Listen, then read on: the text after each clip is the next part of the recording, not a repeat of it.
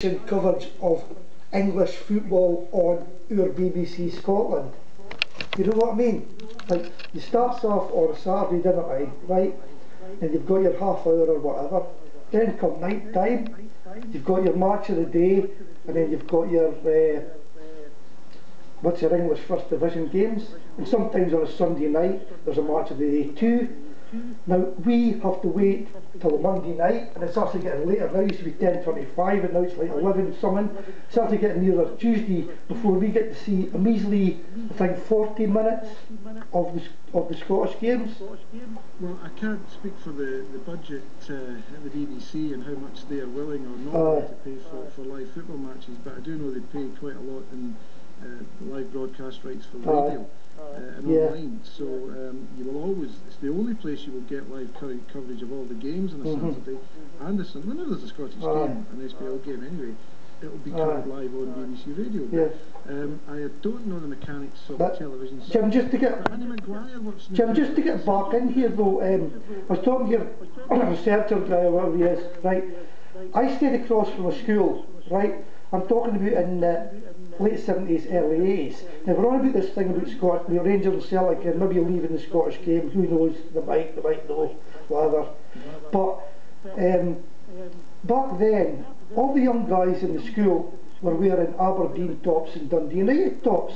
The Celtic and Rangers tops disappeared because they weren't doing well. And like now, saying I'm on about this English thing, I'm not an English, by the way. I'm registered not, right? But now again you see all these young guys running about with Chelsea tops and Manchester United tops, and I mean, what's all that about? It's only because that's what they're getting to see. And then they get to see all these great games on the telly because these are the best players in the world, by the way. Like, well, I hope so, because they're getting paid enough, eh? And then they go to a Scottish game and they think, well, that's rubbish. I mean, because they're getting brought up with these live games on the telly, which is far superior than anything they're going to see. You know what I mean? That is one of the problems of the saturation coverage. Because you can see football on the screen. Yeah.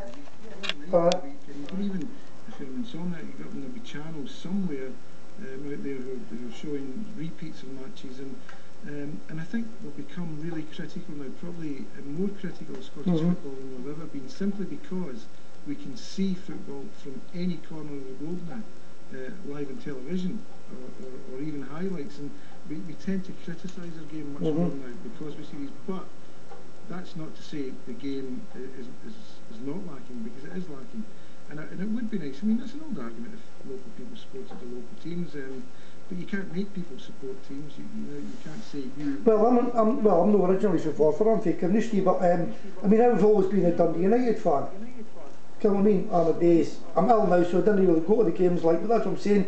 I didn't really get a chance to see my team. You know what I mean? Even on the telly. Why would you move from Carnoustie? I was kidnapped.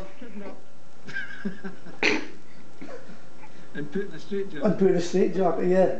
That's been me. Okay, right, well listen, you better get somebody to give you your medication. Oh, all right. Ta-ra, Jim. Same asylum. Just not up too quick, eh?